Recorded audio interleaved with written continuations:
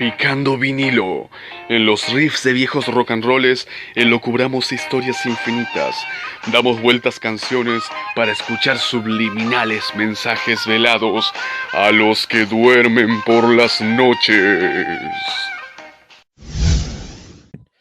Bueno, ¿qué tal? ¿Cómo andan? Estamos acá arrancando una nueva sección, un nuevo podcast de Novgorod Radio Insurgente. En este caso vamos a dialogar con el profe Alvarado, que básicamente es quien va a hacer la propuesta en esta sección de Picando Vinilo, y trae una banda de los 80, con algunos detalles más que interesantes, más que de color, de varios colores, multicolores diría yo, pero con una historia de trasfondo emocionante, casi que de un thriller con música de fondo. Estuvo bueno esto de thriller, ¿no? Porque Sí. la verdad, como un disco, calculo yo, y muchos de los amantes de esta banda de que vamos a hablar, dicen que es el mejor, o sea, o por lo menos el más, digamos, más entendible a dónde apunta, en el sentido de que es casi el más politizado que tiene esta banda, y la relación entre el cartel de Medellín, la aviación, Oliver North, la administración Reagan, y bueno, Uy, una de cosa todo. bastante alucinante. Sí, la verdad que es como un thriller de esos que salen, viste, en los canales esos de streaming, donde te muestran cosas que superan cuando se dice vulgarmente que la ficción supera la realidad. Bueno, acá me parece que la realidad supera la ficción, ¿no? Porque se podría tomar este tema como algo ficcional, pero en realidad fue verídico, fue auténtico. Hacemos alusión al disco, a la banda punk de Inglaterra, The Clash, que en 1980 saca uno de los discos más importantes y más que ha tenido, digamos, muchas críticas a favor y en contra. El disco se llama Sandinista, es el cuarto álbum de esta banda, y ese es por un lado, digamos, la parte musical de este Picando. Por otro lado, Sí. vamos a hablar de un escándalo político internacional que se dio también a mediados de los 83, 84, comienza todo o mejor dicho, culmina este proceso que va a comenzar también en los 80, que se va a llamar el escándalo Irán-Contra, y vamos a hablar de un señor que tuvo, digamos, la fortuna de ser registrado por la industria hollywoodense cinematográfica, este señor se llamaba Adler Barry Seal. Este señor fue un aviador que también va a terminar relacionándose con el cártel con los hermanos Ochoa, socios de Pablo Escobar Gaviria, y entre ellos dos, entre esas dos familias, digamos, se va a armar lo que se conoce como el cártel de Medellín. ¿Sí? Va. Así que Bueno, bueno, entonces, uniendo las piezas, The Clash, 1980, Estados Unidos, Reagan, en Gran Bretaña, Margaret Thatcher.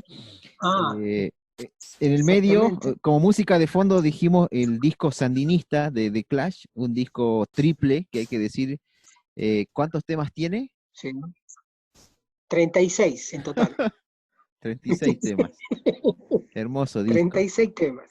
Y además, Uf, en el medio tenemos una historia que pareciera, bueno, no pareciera, sino que ha sido tomada en las series estas de biografías de narcos que han proliferado en este último tiempo. El personaje este que vos mencionas, Raúl Adler Barry Seal. Bueno, sí, con esos, digamos, con esas piezas vamos a armar el Tetris del día de la fecha. A ver, usted dirá. bien. Me parece que sería interesante comenzar comentando algunos pequeños pormenores de lo que es Clash.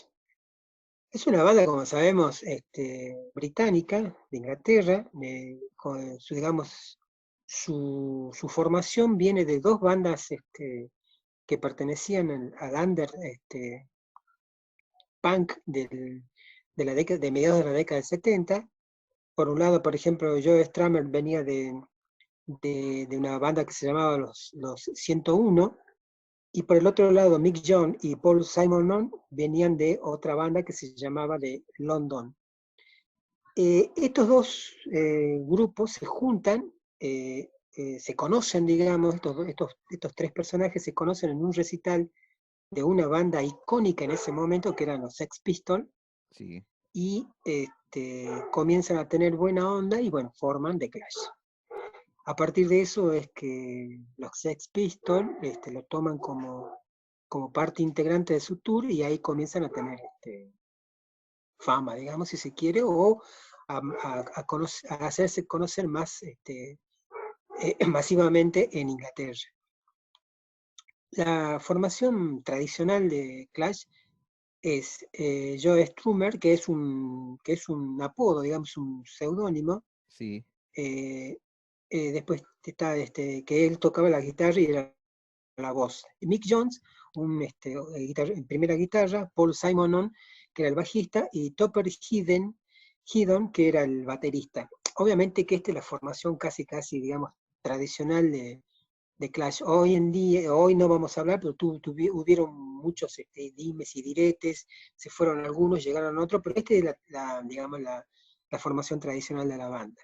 Perfecto. Y digamos, nos interesa hablar sobre el disco, el cuarto álbum, que es el disco que lleva como título Sandinista, porque es digamos, un disco en donde venían ellos de un exitazo, que aquellas personas que si alguna vez sintieron hablar de Clash, obviamente este disco es el que los incorporó al mundo Clash, ¿no? Que es London Calling. Sí. London Calling es, digamos, el tercer disco, más o menos sale el 78-79, y es el disco que masifica, populariza a esta banda. Sandinista, el disco Sandinista es una demostración de la ambición que tenía la banda de poder plasmar su mirada, digamos, sobre temas sociales, políticos e ideológicos del momento. Acá tenemos que hacer el primer paréntesis y contextualizarnos históricamente a dónde estamos.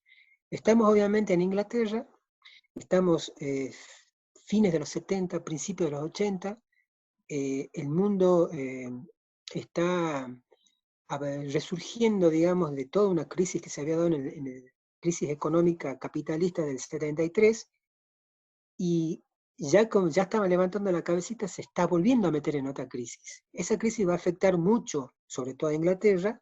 Inglaterra va a estar gobernada por lo que se conoce vulgarmente como la Dama de Hierro, Sí. Margaret Thatcher. Esta mujer va a ser, junto con el presidente Ronald Reagan, los presidentes de las potencias mundiales que van a llevar a cabo la implementación de un modelo, o mejor dicho, de una vuelta de tuerca del sistema capitalista que se va a conocer vulgarmente como el neoliberalismo, en donde las relaciones sociales de producción van a recibir unas nuevas formas, pero que van a ser mucho más crueles, ¿no? Porque a la llegada de Margaret Thatcher al gobierno, en los 80 sobre todo, comienza toda esta gran crisis económica que hablaba a nivel mundial, que va a afectar a Inglaterra sobremanera, donde va a producir miles de desocupados, crisis económicas, y donde obviamente, como ya ya se había retirado a mediados de la década del 70 el Estado benefactor, entonces ahora ya se abría una etapa neoliberal que es digamos, el sálvese quien pueda. O sea, acá el Estado ya no te va a salvar, sino salvate como podás. En ese contexto es que The Clash larga Sandinista, porque en el 1979, había triunfado la revolución sandinista en Nicaragua.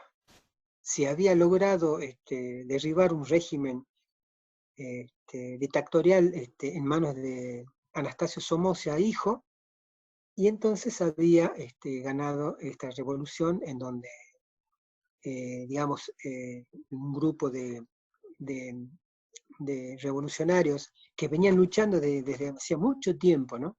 Porque la guerra, el ejército sandinista de liberación nacional, el Frente Sandinista de Liberación Nacional viene bregando desde hace muchísimo tiempo, es casi una de las primeras guerrillas que se dan en América Latina, aproximadamente cerca de 50, con Sandino a la cabeza, de ahí su nombre sandinista.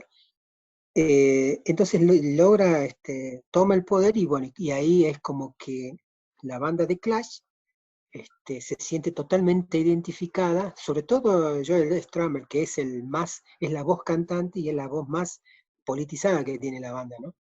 Y entonces, ya en ese momento, cuando comienza la presentación de este disco sandinista, y cuando The Clash tenía, sobre todo Joe Strummer, comenzaba a ser entrevistado por las diferentes radios y demás, y que hablen sobre el tema, él planteaba claramente que era un disco en donde se plasmaba la mirada que tenía la banda sobre, repito, temas sociales, políticos e ideológicos. Y ahí donde él larga la famosa eh, frase que nos lleva a nosotros a buscar un punto de comunión entre este señor,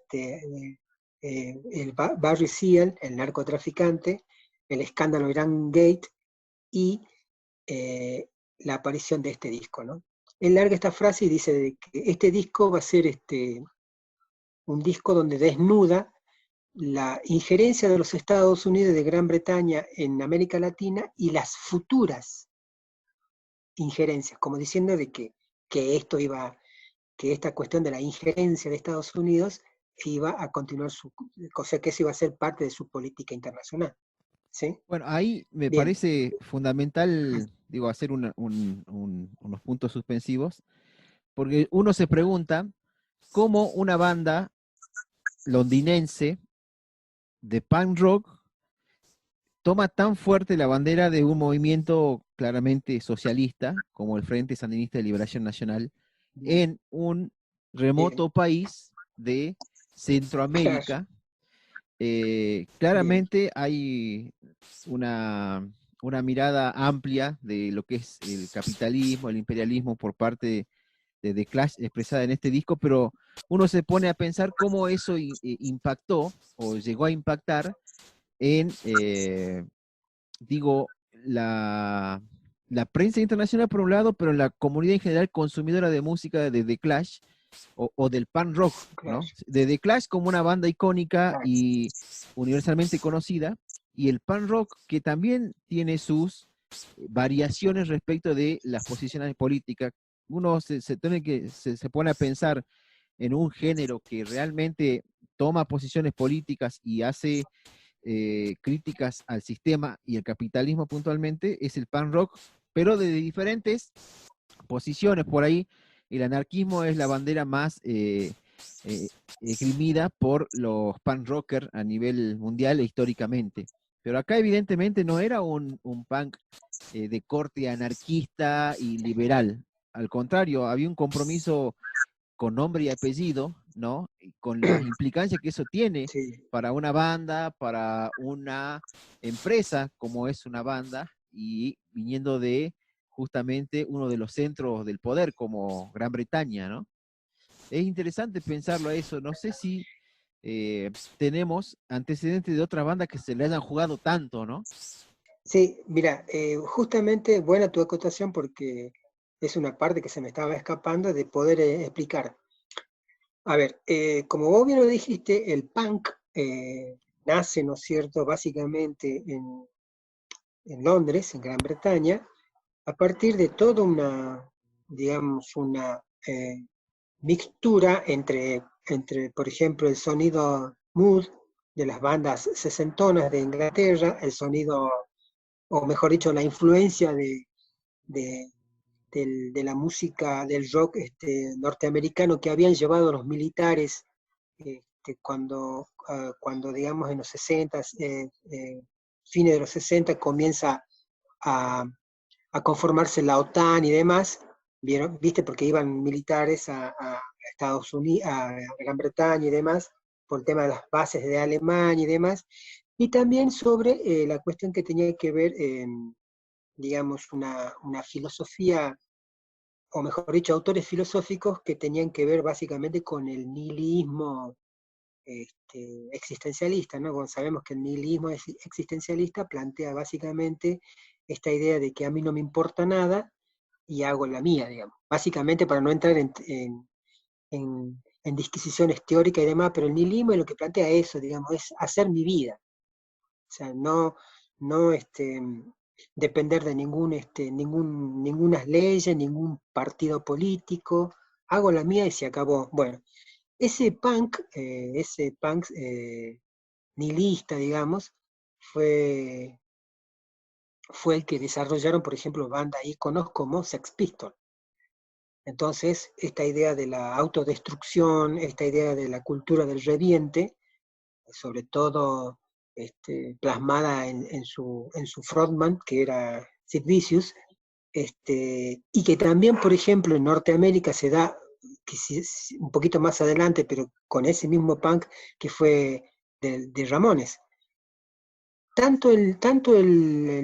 Los Sex Pistols como de Ramones, las letras van a plantear, digamos, una mirada muy individual sobre las cuestiones fundamentalmente existencialistas.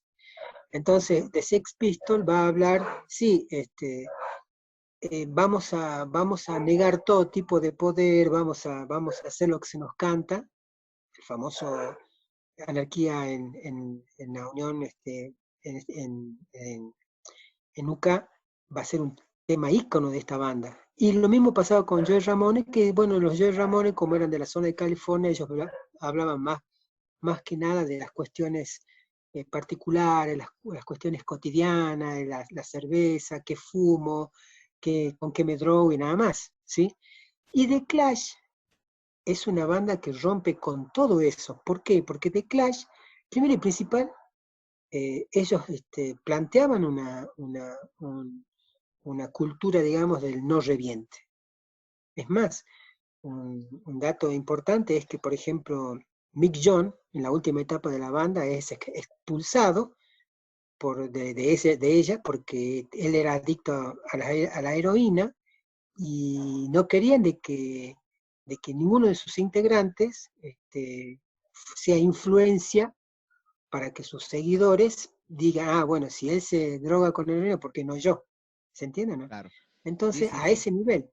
Y, y por el otro lado está de que The Clash fue realmente la primera banda de punk importante dentro del gran espectro del punk que no planteaba un anarquismo, si se me permite el concepto cabeza, digamos.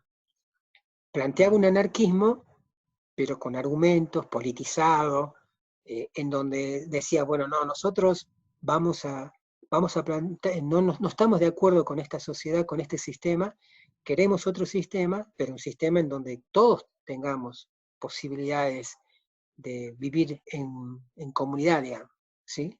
A diferencia de Sex Pistols o de Ramones, digamos que son las tres bandas icónicas de este periodo. Claro.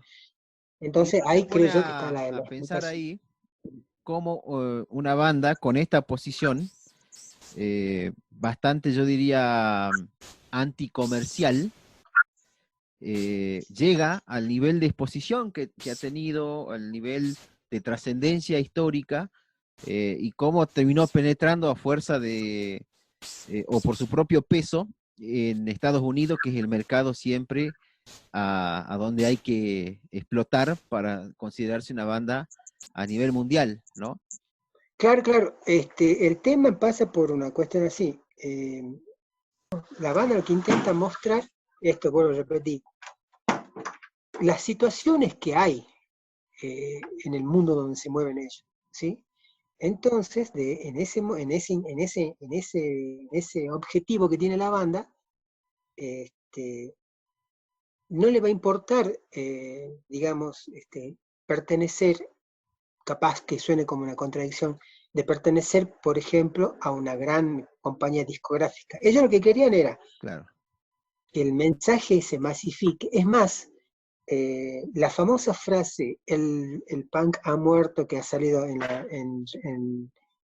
la que la tiró el periodista Michael Lynn, cuando The Clash firma con CBS, una multinacional, una discografía, digamos, muy importante a nivel mundial, Sí, y entonces se dice, bueno, acá el punk ha muerto porque ha dejado esta idea del underground y de que bandas que solamente tenían que grabar con sellos independientes.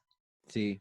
Porque la banda lo que quería hacer era, no, quería que su mensaje llegase, digamos, se podría decir que tenía como un objetivo fundamental, es que concientizar a sus seguidores sobre las situaciones políticas, ideológicas y sociales del momento. Entonces ahí Claro. me parece que está la diferencia, y por eso es que Clash tiene, bueno, digamos, The Clash va desde una perspectiva, digamos, de un punk donde la letra habla básicamente de lo que era de la cultura punk en el momento de esa anarquía, llamémosle casi eh, nihilista, en el que se nota en el primer disco, en el segundo disco ya hay una impronta mucho más formada, mucho más, y me olvidaba decir que, por ejemplo, Joe Strummer es un gran, ávido lector y un tipo que se interesó muchísimo, por ejemplo, de García Lorca. Ah, Por ejemplo, se interesó mucho por la guerra española. Es más, él vivió en Granada por lo menos 2 o 3 años. O sea, era un tipo que tenía una visión mucho más, que iba mucho más allá del hecho musical en sí. O sea, él quería que a partir de un hecho musical se produzca, ¿no es cierto?, un hecho social. No sé total, si se total. me... Sí, ahí empieza a Ese cerrar más era.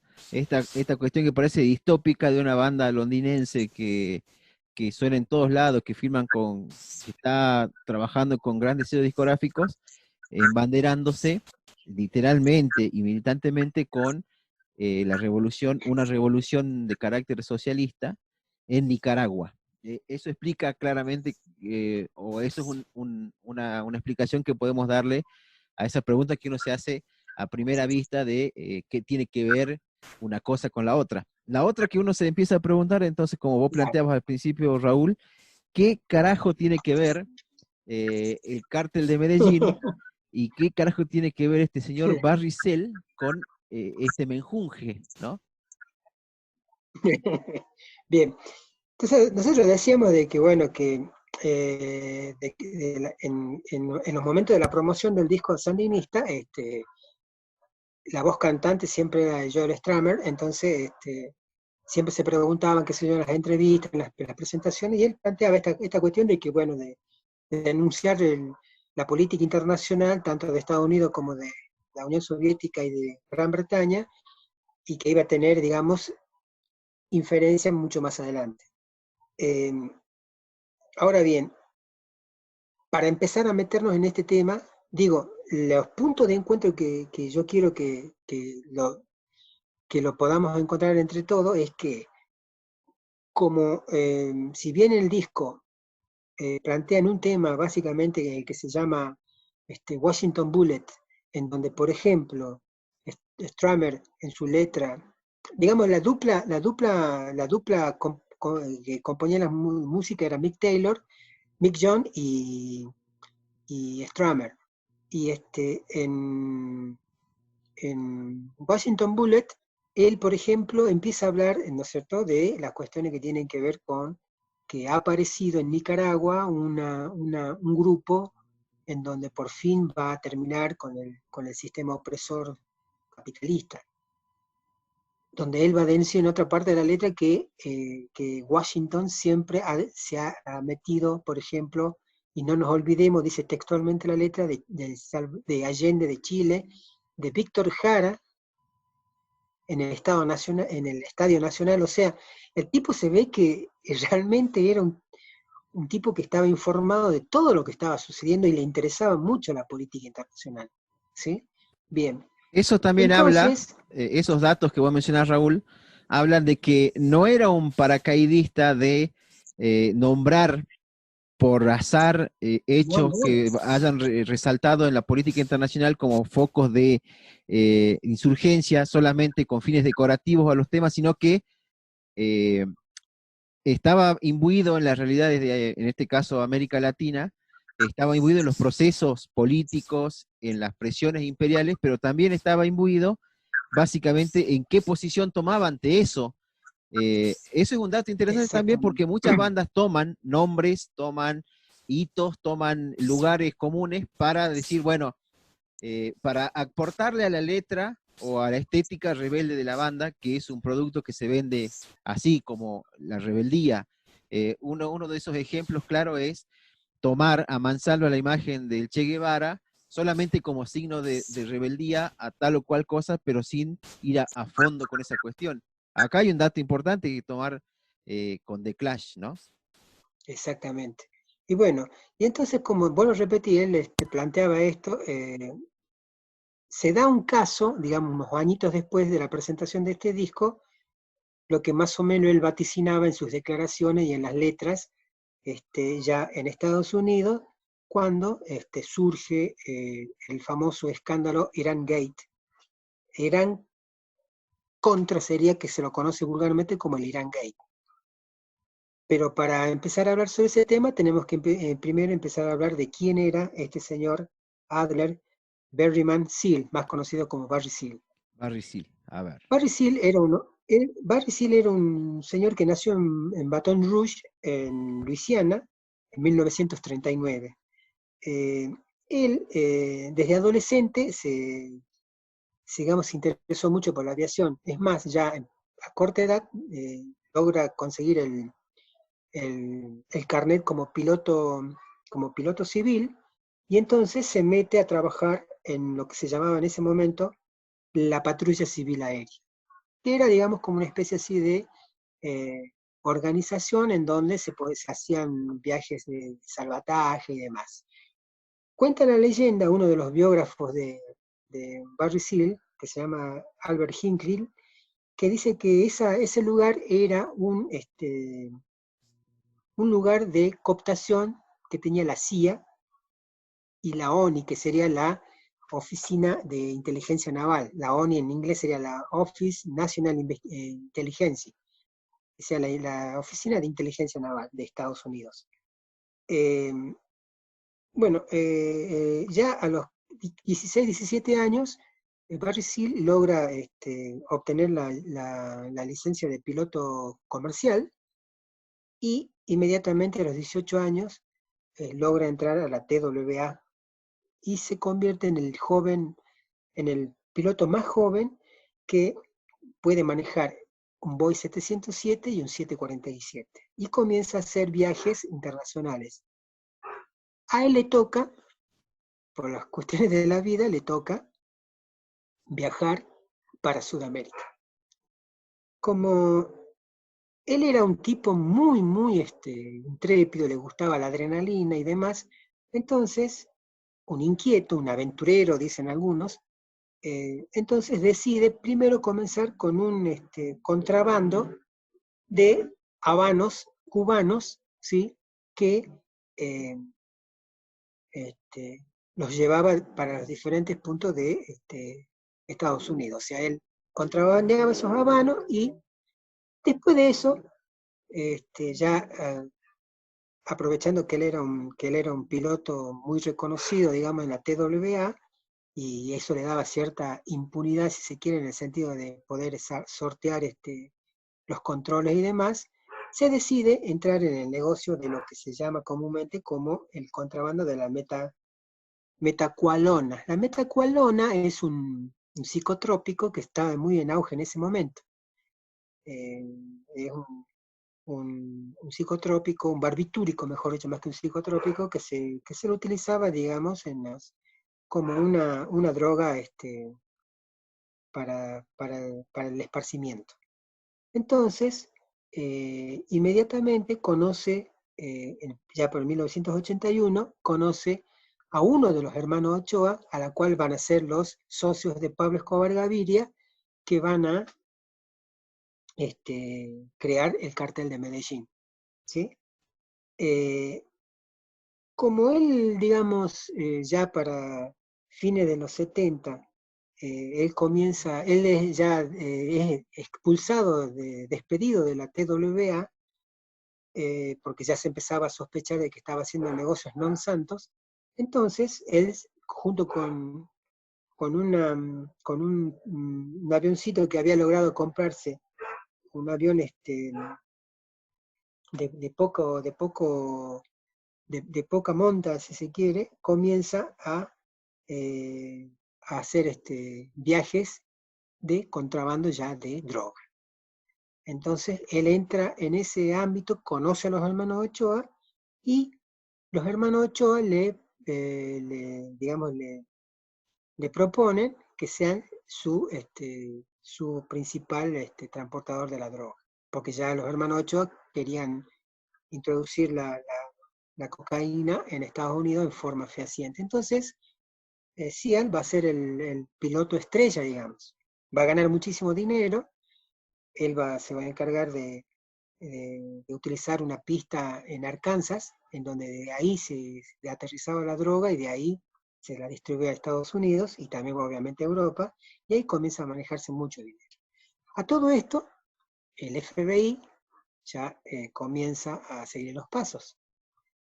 El tipo tenía mucho dinero y obviamente no se cuidaba en no hacer ostentación de la gran cantidad de dinero que tenía. Entonces empieza a ser sospechoso, descubren su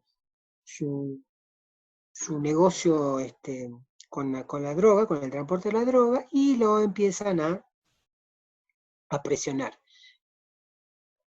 En ese momento, la DEA también estaba atrás del grupo del Cártel de Medellín, entonces la DEA pide al FBI que deje que ella actúe, digamos, que lo coopte a Ciel. Entonces, la DEA le propone que se convierta en agente, ¿sí? Por eso es que a Ciel se lo considera como el primer agente mercenario, dicen los biógrafos, de la DEA.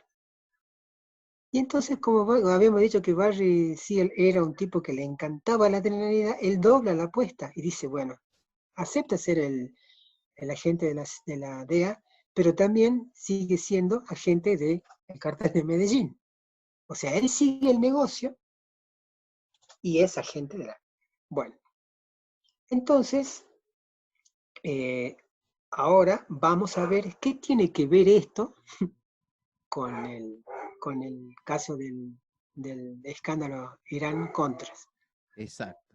1980, estamos en la administración Reagan, un hombre que sabemos que viene de representar la idiosincrasia más oscura que tiene el pueblo norteamericano, que es esta del salvaje oeste, esta del hombre del rifle, y obviamente Reagan va a encaramar, mejor dicho, o va a ser el mascarón de prueba de toda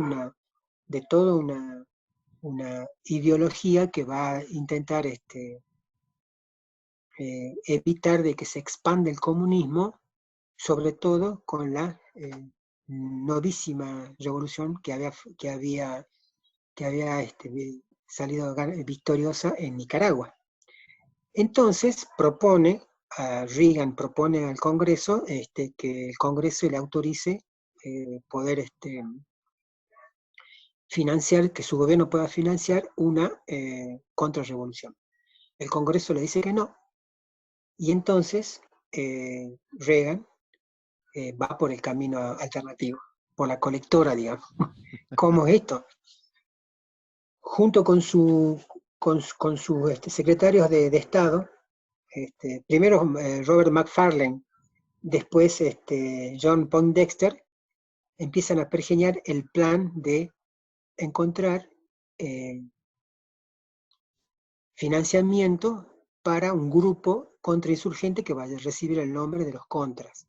Ese grupo se va a sentar primeramente en Panamá. Ajá. Y en Panamá había un dictador que se llamaba Manuel Noriega. Y este Manuel Noriega estaba muy, pero muy, muy asociado al narcotráfico.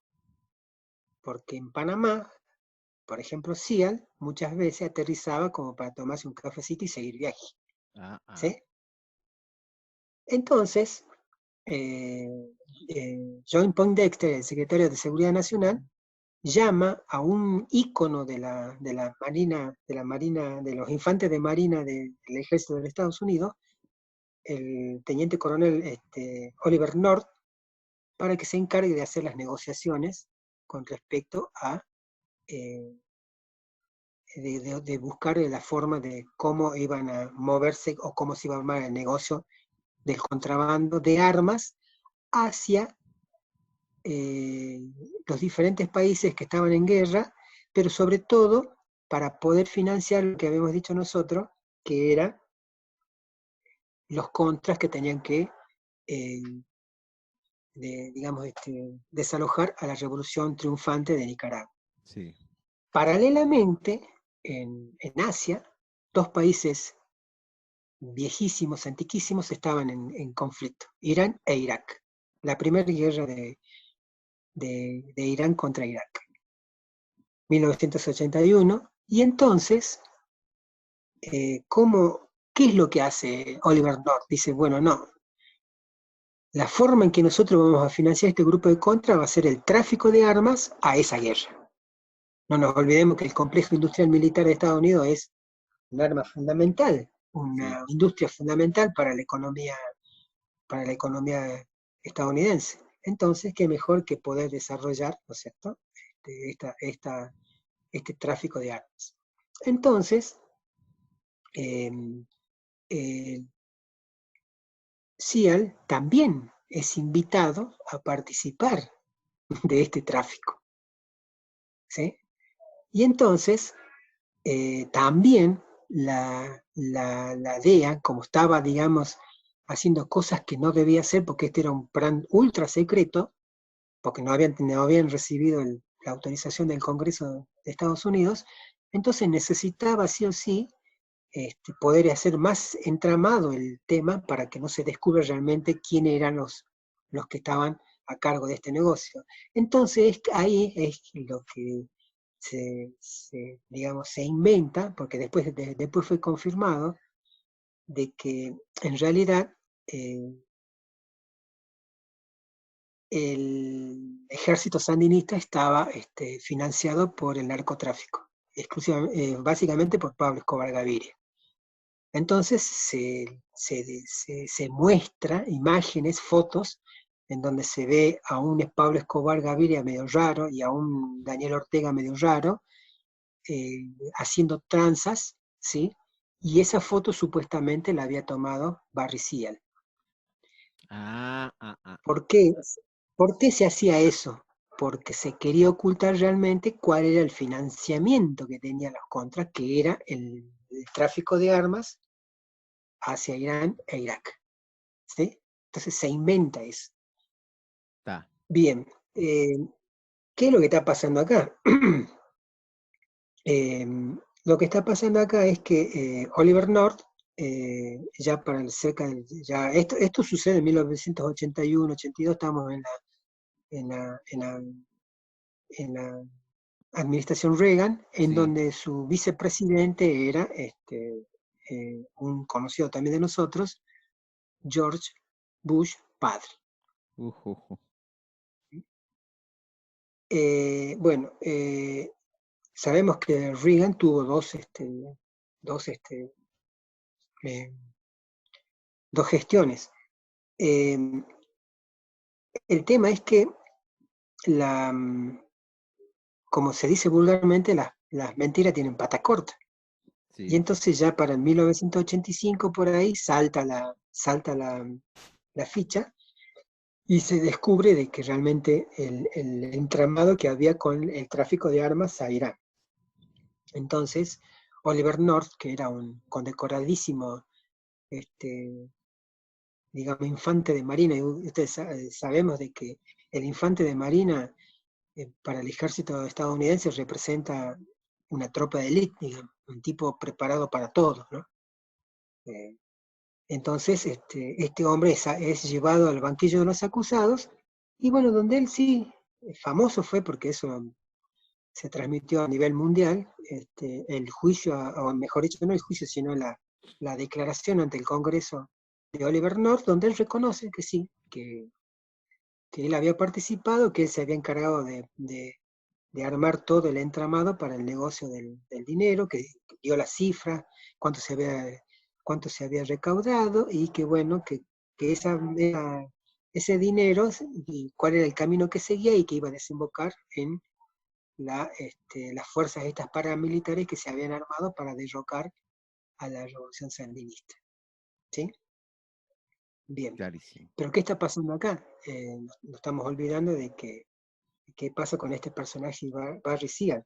Exacto. Barry Seal, él sigue con la sociedad, con el cartel de Medellín, y ahora ya la DEA y la CIA lo empiezan a apretar diciendo que bueno, ya él ya tenía que empezar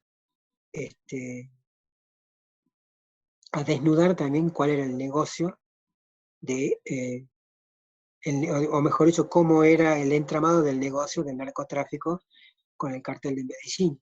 Claro. Entonces, como Cial estaba ya muy apretado porque había información de se calcula que Barry Cial llegó digamos, a consumar una fortuna personal de 70 a 100 millones de dólares.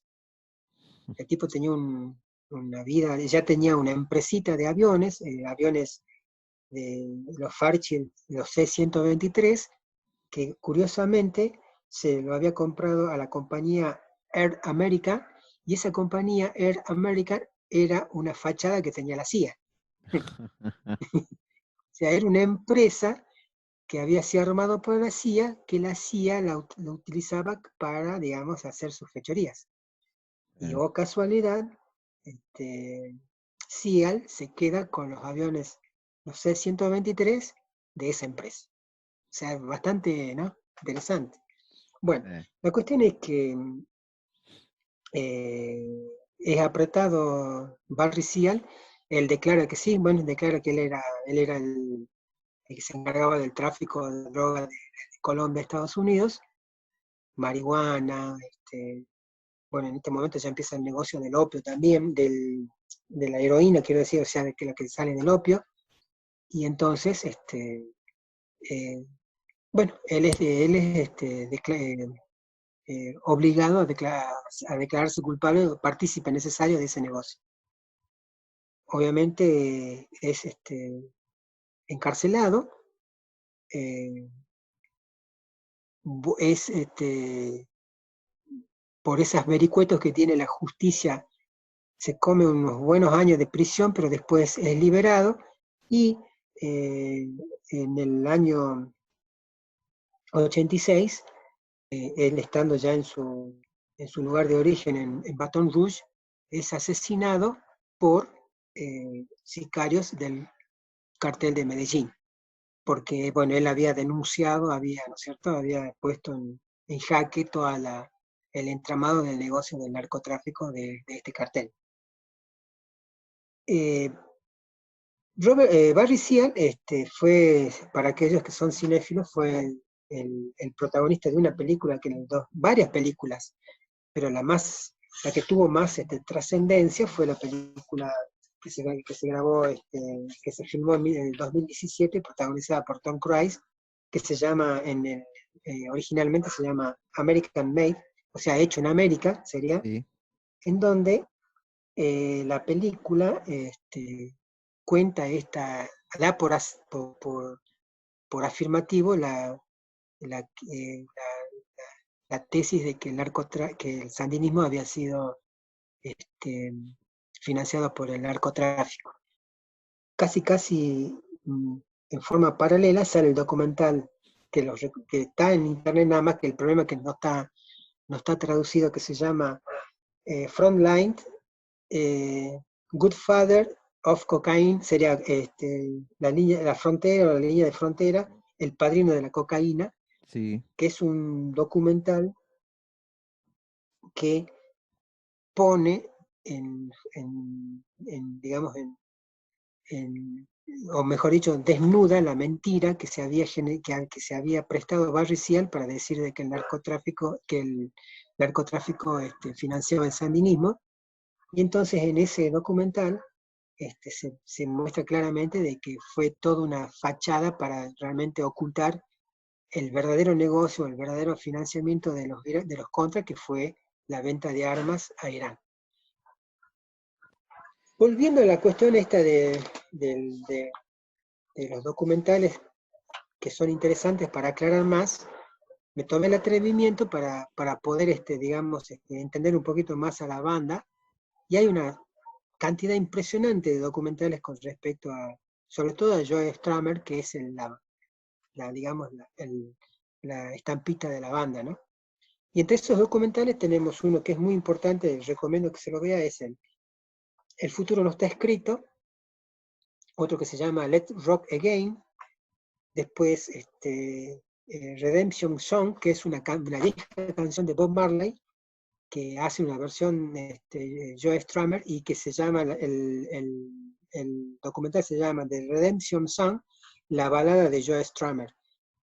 Y otro que es muy importante y entender por qué Joe Strummer tenía esa mirada, es un documental que se llama Quiero tener una ferretería en Andalucía, del 2014, en donde ahí explica claramente Joe Strummer por qué él tiene esa mirada, digamos, en sus letras, ¿no? Ahí explica por qué ahí habla, por ejemplo, de su, de su apasionamiento, por ejemplo, por la Guerra Civil Española, su apasionamiento por lo que había pasado en Chile con la injerencia de Estados Unidos, su profundo conocimiento acerca de Salvador Allende, su posicionamiento ante la guerra de las Malvinas.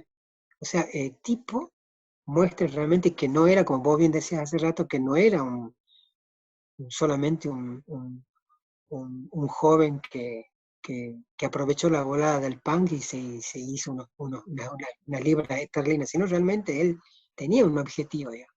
El objetivo era, ¿no es cierto?, de poder, a través de su banda, de la música que le gustaba hacer, de poder hacer denuncias y poder mostrar una realidad que en su momento se estaba dando, ¿no?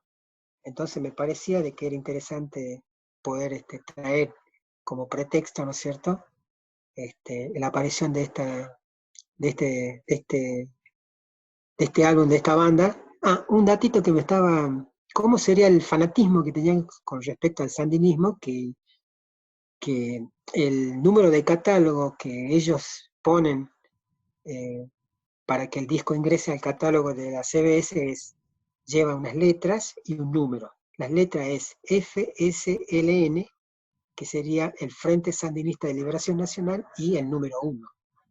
¿Sí? O sea, hasta ese nivel era el fanatismo que tenían, o sea, el apoyo que tenían con respecto al sandinismo. Y obviamente tuvieron también muestras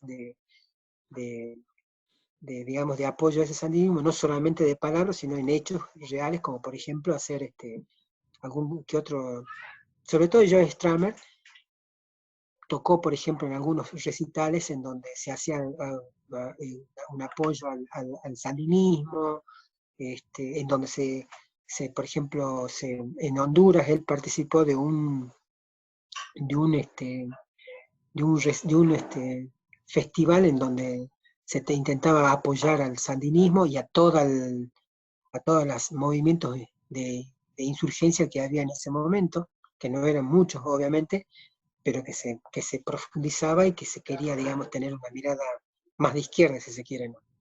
Así que me parece que es interesante la vida de la banda y conocer una parte que no se sabe mucho, digamos, de Clash, porque uno cuando va a escuchar ese punk va a medio cabeza y se pone a escuchar nada más, pero no profundiza sobre realmente lo que quería decir esas bandas, ¿no? Así que me parece que eso Bueno, era lo interesante para tener. sobre todo en estas bandas que son, digamos, la banda de sonido de cualquiera que se acerque al punk o que haya vivido en esa época de efervescencia del punk, en donde obviamente la música tiene su propio lenguaje, ¿no? Pero las letras, evidentemente, juegan un rol muy importante en esta situación y en este análisis que uno, o en esta mirada global que uno tiene de las bandas, ¿no?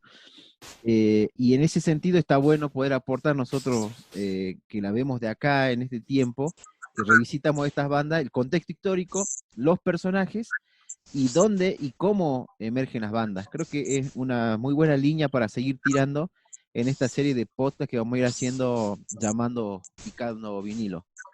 Excelente. No tengo más para aportar. Bueno, no, nada más, hasta acá llegamos. Bueno, excelente, un placer. Vale.